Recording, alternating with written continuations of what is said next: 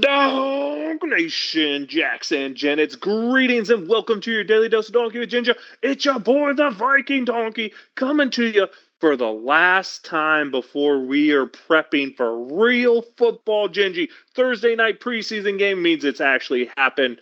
Before we get a talk here, uh, not a whole heck of a lot to say. We saw a lot of backups, maybe a concerning injury, which I'll let you get into. But we're now at that point where this is time to start trying to get in the lane, trying to get the train moving the right direction. And Gingy, first question, is not playing your starters at all a really good move? Mutant Gingy in the house. Donkey. This has been a question, I believe, old as this whole load management discussion has been coming on, right? I know that we're not quite seeing that in football yet. We might if they get 18 games. Pretty much post COVID, it's been the way of life with a lot of teams doing this. I think the Steelers took it to a whole different extent, especially when you consider these aren't veterans who have been in this system for 5 years, Gingy. These are brand spanking new players. DK Metcalf, Aaron Rodgers, Jonnu Smith, I guess, is a little bit different story. He has an injury more so holding him back. But these are guys that haven't played in the system, and maybe they could have benefited. I guess we'll find out week one when we play the Jets, right? Oh, I already know what's going to happen, Donkey. It's going to be rusty. A 13-12 win because Justin Fields turns the ball over a lot? Yeah, it's going to be rusty. It's going to be absolutely. Steelers don't fire on all cylinders really till week 4. And it's been like that because this is kind of what we do in the preseason, I think. But understandably so, though, Donkey, as we say that in that breath, what you mentioned before in your intro, possibly significant injury. One guy that does get out there to get some reps, Derek Harmon, bangs up his knee, Donkey. Tomlin says there's no timetable, possibly significant. Not good. Not a good start. Not at all. And when you said we get it fired up week 4, were you talking like week 4 2020? Dude, I don't remember this team getting it fired up in a long time. Maybe 2017? I mean, I don't know. I don't see them start hitting their timing till then. And I'm not even saying that that's bringing home big dubs. That's just like, can I see a ball that's thrown on time? Can I see a running back hit the hole when it forms rather than when it's closing? That type of deal. Well, when you have a running back that can actually see the hole, that's probably going to help. No offense, Najee. That can get there in like less than 4 seconds, too. What? Some concerning things going on for the Steelers. A weird thing I thought, Rock Taylor, who a lot of people, including Steelers writers, were writing about how he had such a great preseason week 2, gets cut before the week 3 game. I thought that was a little weird. Maybe it's a little move to try to get him on the practice squad earlier. Maybe they just don't like him. I don't know. Scotty Miller does Scotty Miller things. Jaylen Warren does Jaylen Warren things, which may be a concern. He looked a step slow again, which is how he looked last year when he didn't look very good. And he has a fumble on the day, man. I wanted to see explosive Jaylen Warren like his rookie year. Didn't get to see it in the preseason. I got to saw loose hands Jaylen Warren, which is what he's been his whole career. Really needs to tighten that up and really needs to get that step back to be this primary back, Gingy. Listen, I don't want to confuse the listeners, Donkey. When you talk about Scotty Miller doing things and Jaylen Warren doing things, we're talking about 2 different type of things. Okay, these aren't the same things. Yeah, Scotty Miller's just doing Scotty Miller stuff, man. Right, yes. Well, Scotty Miller is where he needs to be when he needs to be there. Pretty sure-handed when he is given the ball, but dang, he don't get many reps. Can he not? Does he not know the playbook? Or... He did something against the whole NFL before he got drafted, because if you put on his game tape in Tampa Bay, you put on his game tape when he actually plays in Pittsburgh, the dude just seems to get open and catch footballs at a rate that is of a number 2 wide receiver, yet he gets the snap count of a number 6 wide receiver. I can't explain it at all. I'll tell you this. Package this guy anywhere or what? I'll tell you this.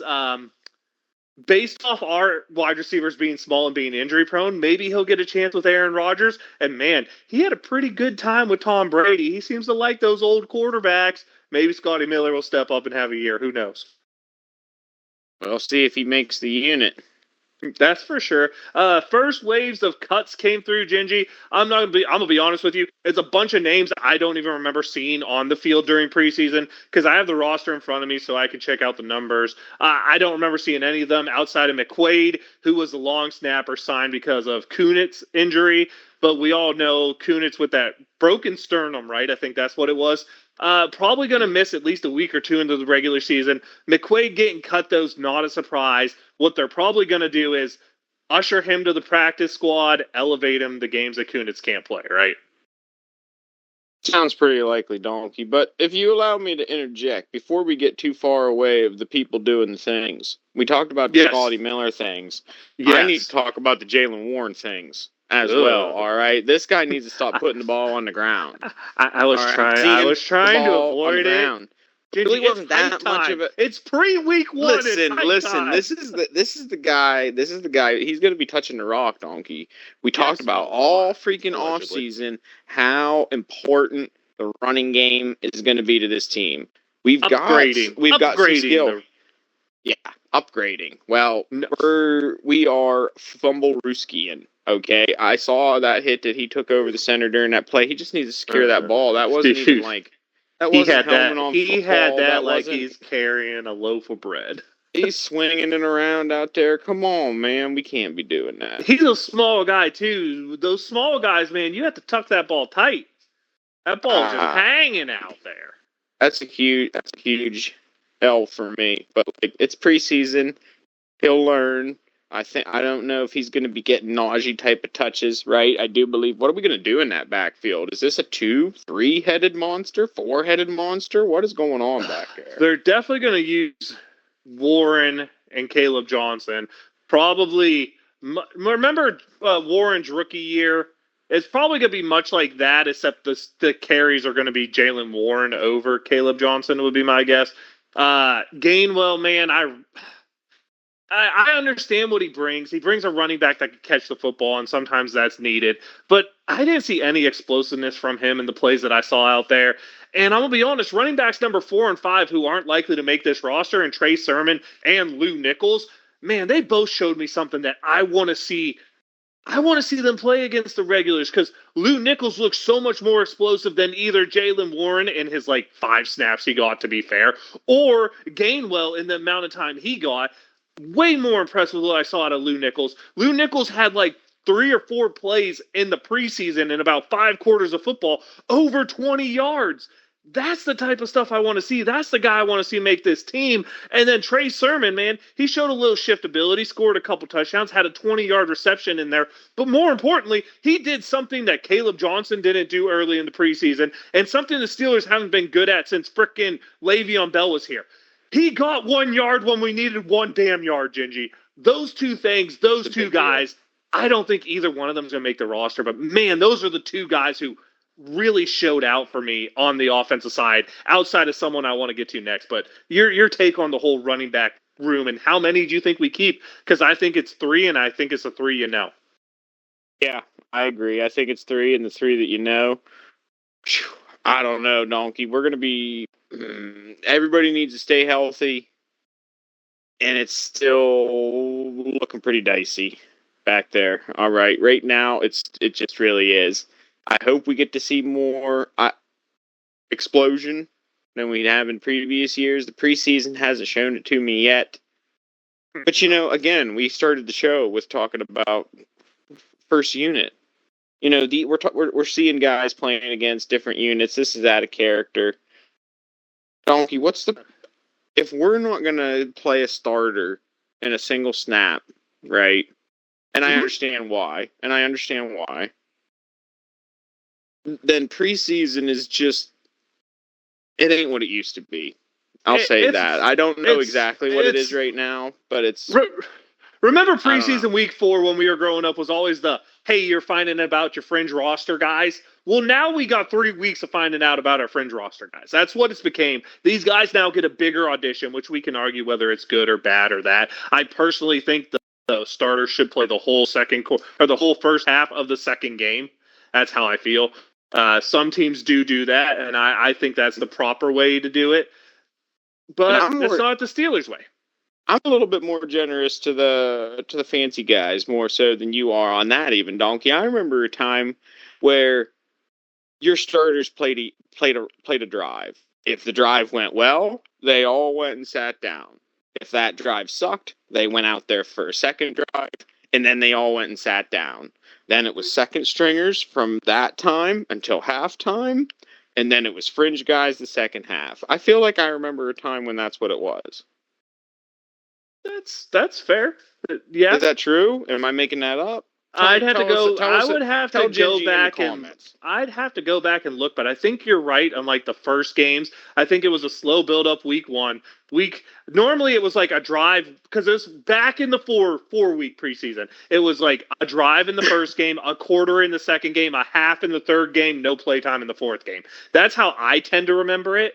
It went Yeah, from like a quarter to a half, and if they played a crappy first half, sometimes you'd see them play the third quarter because the coach was mad at them, right? yeah. So I hear what you're saying. I totally do. Good time to get a long look at fringe guys is the way it works now. It's why you see, and I've told you this before. It's why you see so much sloppy football. And even when I do my rankings now, I don't take any of the first 3 weeks of the football season into account because that's not what the team really is. That is the preseason. So for me, I just throw away the first 3 games when you look at power rankings or how teams go into it, or when I do my analytic stats into it, right? I just throw Mm-hmm. away the first 3 weeks because the first 3 weeks are the preseason right now. That's the way it is. They're preseason games that count. But, Gingy, before we get into more talk on fringe roster guys, or maybe this is a good time and it is a fringe roster guy, man, the most impressive preseason, Lou Nichols, running back. But the second most guy is a guy I wrote off as soon as we signed him because I'm like, man, he's nothing but roster filler.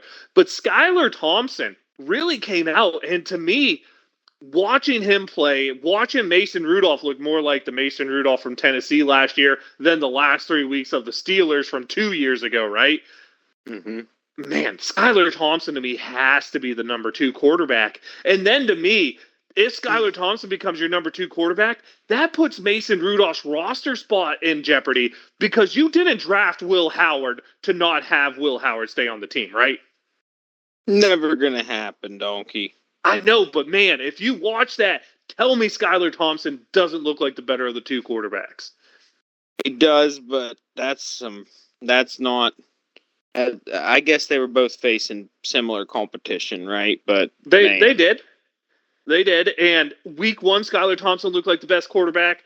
And Mason really had like one pretty deep throw the whole preseason. And then he had two interceptions that just, Gingy, they're those are bad. interceptions you expect a rookie to make because they missed something, not a, 6 year vet? Man, I was really hoping Mason went to Tennessee. He was going to take that next step and we were going to see him more developed when he came back here. But I'm going to call it the way I see it right now, Gingy. And Mason just he does not look like a guy who's progressed in his career. And say what you want, Skylar Thompson to me looks like a dude who saw an opportunity and he went and showed things I didn't know he had. And I would be lying if I didn't say that dude impressed me. Yeah, Mason didn't see that DB at all. No, and Dropping back into coverage, he it's missed it such a completely. basic cover. It's a Yeah, shell cover too, and he doesn't read the corner. Like, dude, come on. That's a I'm not even sure that's a rookie mistake. That's something that can't happen in the NFL. You know someone's out there.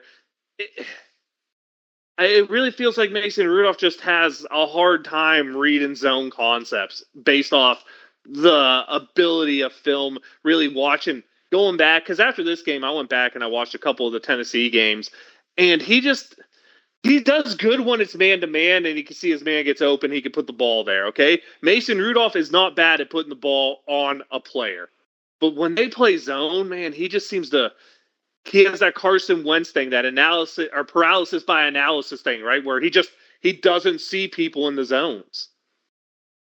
completely missed that one, Donkey. It was a bad one. The guy just kind of faded right back in there and cut right in front of the receiver. Didn't Now, see him at Gingy, all. the most competitive roster battle in my opinion was of the punters, and Man, Corliss Waitman picked a bad time to have a 35-yard punt. Really looks like Cameron Johnson's going to win that battle. And it's weird to say he picked a bad time to have a 35-yard punt because you remember all the years we were playing with a big old Harvin out there and we were praying that the punt would go 35 yards? I do. Now we have two guys on the roster where if they shank one, it's a 35-yarder. I mean, man, it's no a good love, problem no to love have. no love for fat punters.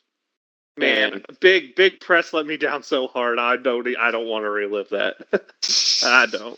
Man, I was let down so hard. Eddie, couple big booms, right? But yeah, I know. I don't know, Donkey. I still think Waitman's the better punter, but I don't know if it's going to go that way. I do too. I think he showed it last year. The year he had was amazing. He did such a good job.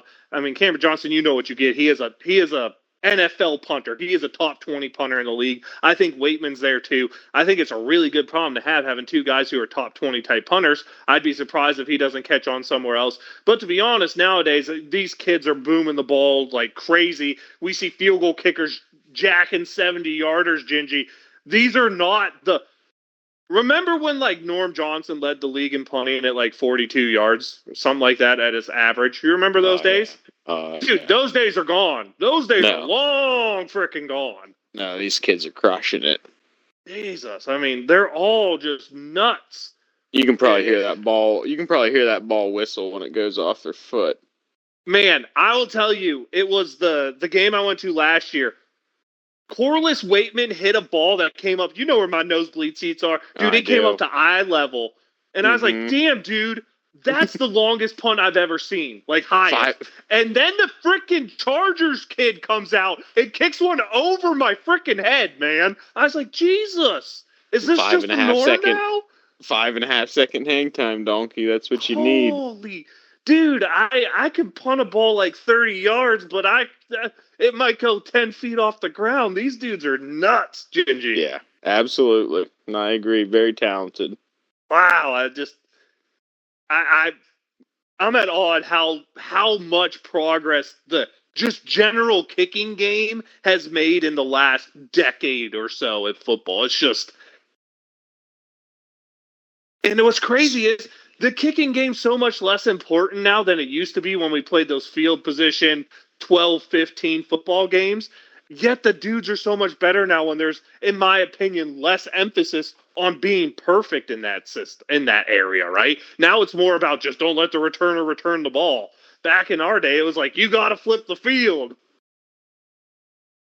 Yeah, it's true. Times have changed when it comes to special teams in the NFL, Donkey. Yeah. Speaking of which, Gingy, new rules for the dynamic kickoff. Are you excited, and do you think they will actually generate more kick returns now that a kick into the end zone's to the 35-yard line? I think it will, Donkey. I think they finally forced them to play this play. We saw it uptick to about 23% returns last year or something like that. It was way up. Maybe it's... And I think you're going to see it probably a 50-50 coin flip now, if not more on the return side, which is awesome, bringing back the aspect of a kickoff to the NFL.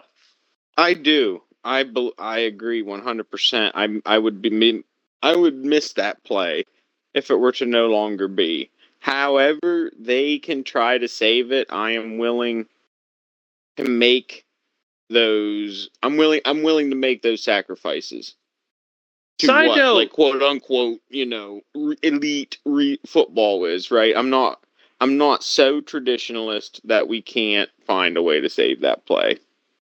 With all of our shifty wide receivers that are small and a return type specialist, why the hell is Caleb Johnson doing our kickoff return duties?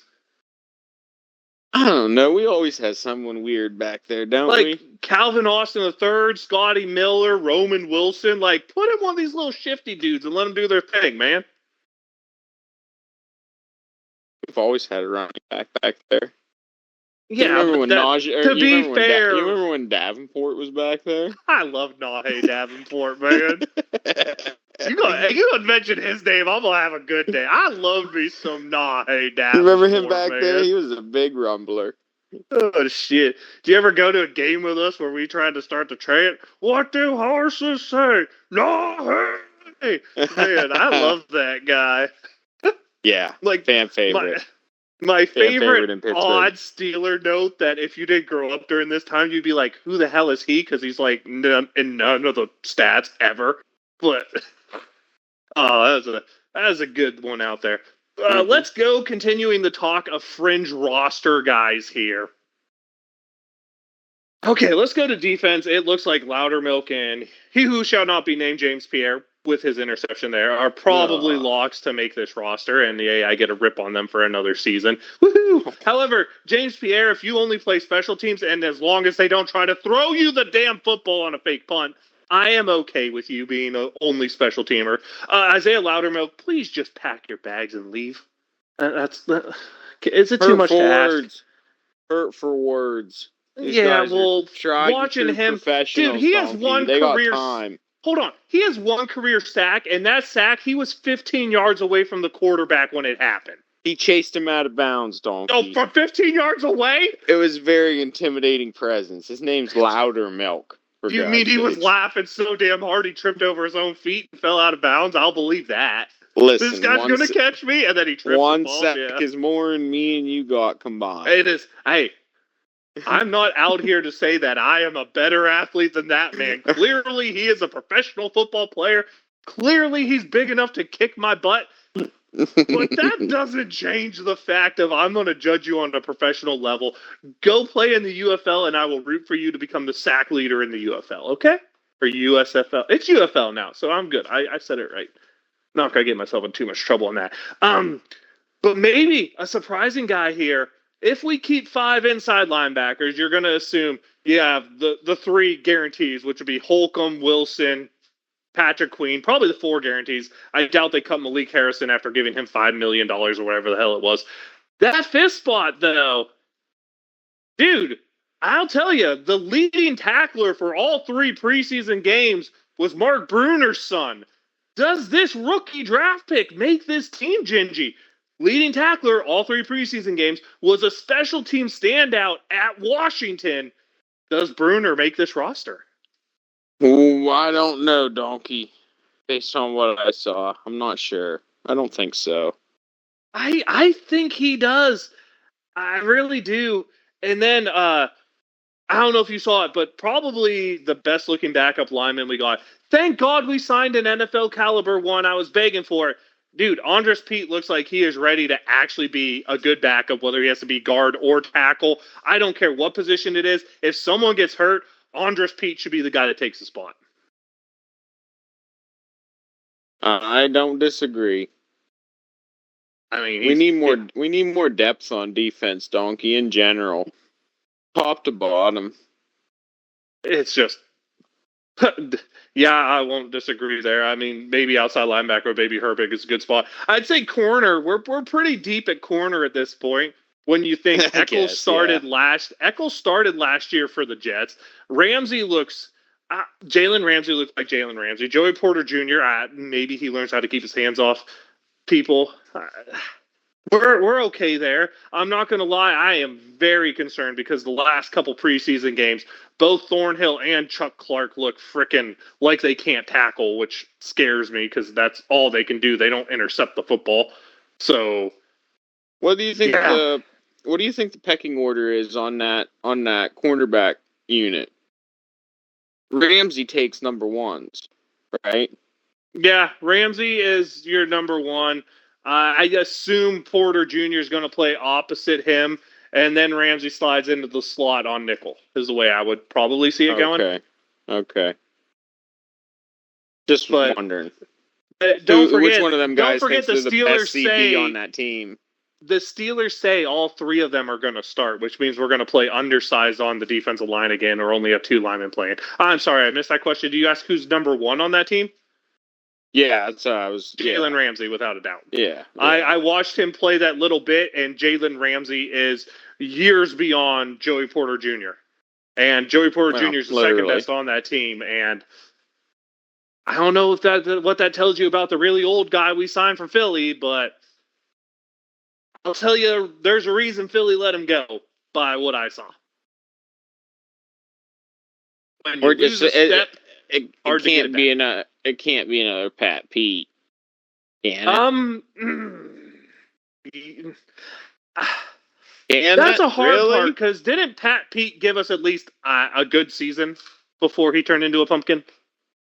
Like, don't I Pat remember him Pete. having one good season and then looking Pat absolutely Pete toast? gave us a couple good games. I don't Okay, know that's if how you it could talk was. about Good games. a good season.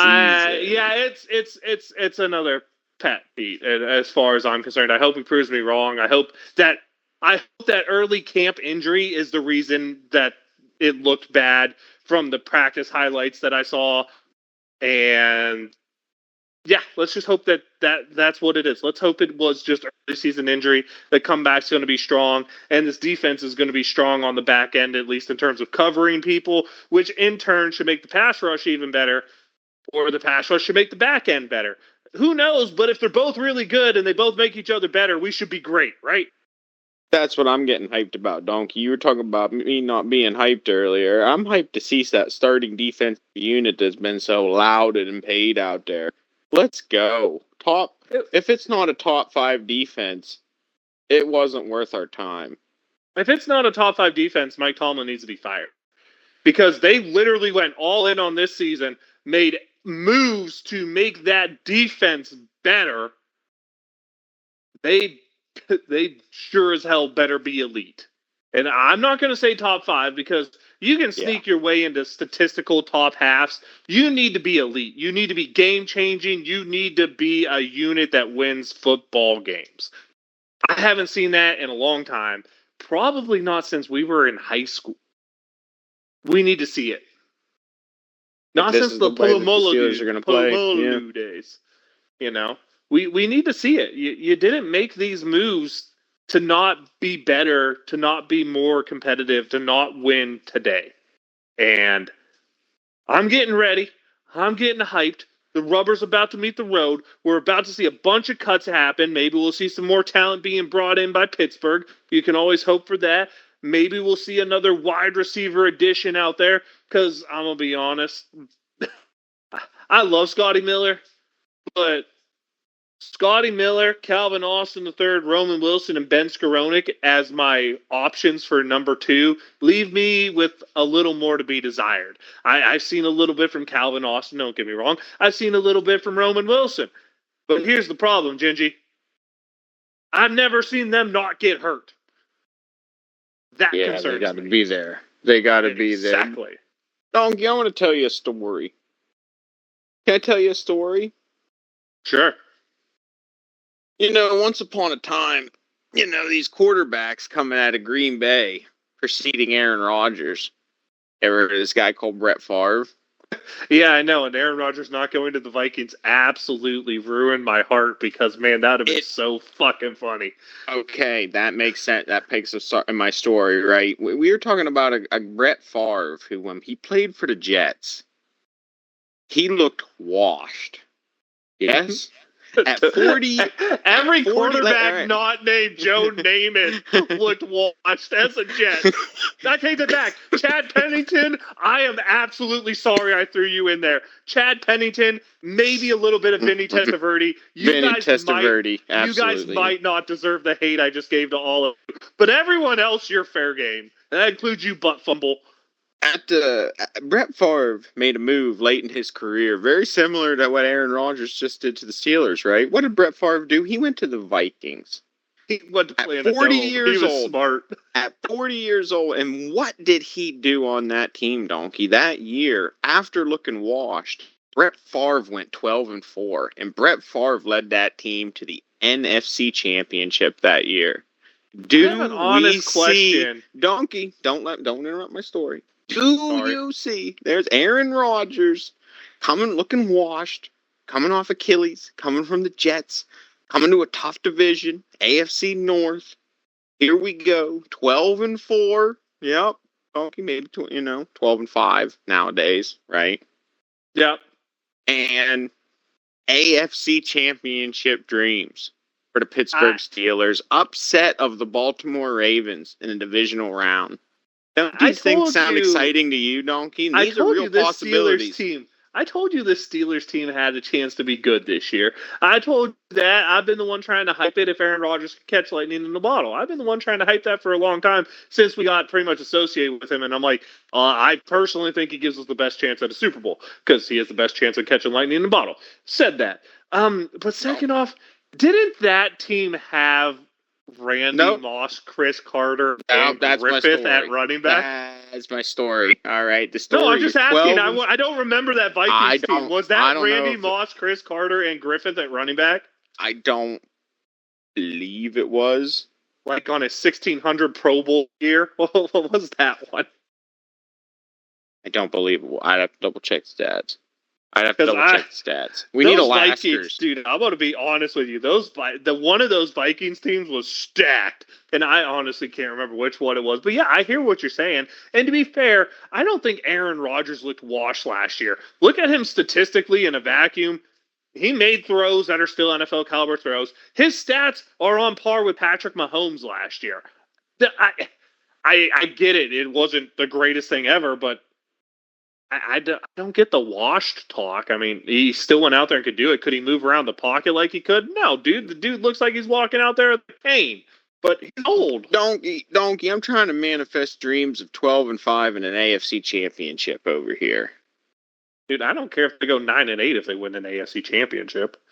Hell, just make it. Just make it. One. Damn. Win a freaking playoff game. Just seeing against one. Not a backup That's what I'm quarterback. Talking about. We're going to differentiate hear me out. No backup quarterbacks. Hear me out. That does sound a little desperate if you're a team that's just talking about just getting there. I don't think the Steelers, I hope the Steelers aren't quite there yet, but if this team goes one and done or doesn't make it, holy smokes, donkey, we might be really stuck in a hole as one of them teams.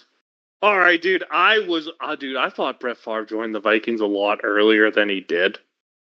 I was going to say, I'm not sure that Chris Carter and Randy Moss were around there. No, they were not. His receivers were frickin' Sidney Rice and Bashard Berrien, who good receiver in his own time. But, dude, he had frickin' AP on that team. I did not realize he played long enough to play with Adrian Peterson. That's something that just shocked my mind. He was 40. Yeah, he was that year. Yeah. That's something that absolutely shocked my mind. He had 9 runs for 7 yards on that season, if you're curious, for Brett Favre. Didn't even consider how I'm running, but that's like considering Joe Flacco's rushing total. What rushing total is going to be this year? I mean, Sidney Rice had 1,000 yards receiving on that team. That's impressive stuff. But Gerard Berrien did not do much. I was just looking through it, man. That's some good stuff. Percy Harvin was a rookie, man. Oh, you want to talk about a guy who the era 10 years later would have killed him. And Percy Harvin as a returner, dude, that guy could make some plays. It's very explosive. Very explosive donkey. But that's what I'm looking for. And I don't want to be one of them teams that's just happy to get there, donkey. But like I said, right, are we getting there if this thing falls flat again this year? Are we getting towards a whole regime change? You have to, right? Like, if this happens, we're essentially a decade from the last playoff win. That's a long time. Mm-hmm. Name me one other coach. Name me any other coach that's coached a team that long without winning in the playoffs. The answer's Marvin frickin' Lewis. Do you want to become the frickin' Bongles? No. Okay. And then everyone's like, well, how can they get rid of Marvin Lewis? How he wins games. He wins 10 games a year. They fire his ass. They go out. They have a shitty season, get a new coach, get a new quarterback, and bam, they made a Super Bowl. Just saying, sometimes change isn't as bad as you think it is. Sure, it might hurt short term, but maybe the long-term ramifications are something positive. If we stay here and we bash our heads, and I'll be honest with you, this year to me is, I said we should have got rid of him after last year, but this year to me is the no excuse year. Mike Tomlin got the players he wanted and trades Omar Khan for Mike Tomlin. You have to be successful this year. And if Mike Tomlin does not win a playoff game against a starting quarterback, no backups, no freaking backups, we're not doing that anymore. He has to beat a starting quarterback in the playoffs, or he needs to be done in Pittsburgh. And I'm not saying he's a bad coach for anyone who thinks I am. I am saying his message in Pittsburgh will not deliver what Pittsburgh needs. And these are the Pittsburgh Steelers, Gingy. 10-6 is not what we come from. 10-6-1 is not what we come from. 9-8-1 or 9-8 is not what we come from. 8-8-1 is not what we come from. You want that shit? Go to Cleveland. Pittsburgh's for championships, and we haven't sniffed one in over a decade. That, to me, if you accept it again, Gingy, I have a feeling the Steelers won't sniff one for another decade. If they don't, this year, either find success or make a change. This is the season. This is the hype. This is Aaron frickin' Rodgers redeeming himself to Pittsburgh Steelers fans for what Ben Roethlisberger and Rashad Mendenhall did in that last Super Bowl. Yeah, that's crazy. I mean, Mike Tomlin is such an enigma, right? You don't know what to do with him. He goes easily almost 2.5 to 1 win-loss ratio with Ben Roethlisberger, and I think he's 47-37 without Ben Roethlisberger. Which, that's impressive in itself when you consider, dude, that means he did it with backup quarterbacks. Yeah. Think about with this. Guys like he went Mitchell Trubisky, with guys like those Delvin were him with starters. These last 3 years are the ones you can hold against him. It's those seasons where Charlie Batch has a winning record as a Steelers quarterback, although that might not have been him. That was probably before him. No, not sure. No, that was Charlie him, right? Charlie B. Okay. So Charlie Batch goes out there, has a winning record as a quarterback. Mason Rudolph steps in, has a winning record. He gets hurt. Duck Hodges, Gingy, has a winning record as a Steelers quarterback. Yeah. Landry Jones has a winning record as a Steelers quarterback. That, to me, is what makes Mike Tomlin a great coach. I'm not here to argue whether he is or whether he isn't. If you think he isn't, well, then I have some choice words for you because you're just a dumbass. Neither here nor there. But this is what I'll always say about Mike Tomlin, man. He does the most in terms of getting talent out of untalented players, but does the absolute least when it comes to getting talent out of the talented players. Like, and I don't mean that on an individual level. I mean that on a team level. He will take a great team and make it look less than great, but he will take a shite team and make them look average. Which, dude, that's impressive. The second part, not the first part. Full clarity. I hear what you're saying, Donkey. I guess it would be impressive both ways if I wasn't a Steelers fan. Oh, but trust me, I'm hyped for the season, right? I do understand that we are 2 weeks away from real football. Donkey. We are about to see the Aaron Rodgers experiment in full fashion in a way that no one else has ever got to experience the Aaron Rodgers experience, Gingy. Yep. As a married man, does that ring mean Aaron Rodgers needs to get another one to match it? Just saying. I don't know. Does a guy that controversial, is he going to be allowed to win? We'll have to see. Allowed it? Oh, Jesus. We're already into NFL conspiracy theories before it starts. I like it. Let's go. I've been watching the world's best unsolved mysteries from Disney, the one hosted by Lawrence Fishburne. So I'm all down to hear a good conspiracy theory right now, Why not? Let's go, Gingy. Sure. We can make sure it stays a little nonsensical before the season starts. I respect it. I do. Exactly what I was thinking. We're getting our last bit of nonsensical, hopefully, here. Now, this season Gingy, this better not turn into nonsensical. I'll tell you that. The first game is not the coming week. It's the week after, right?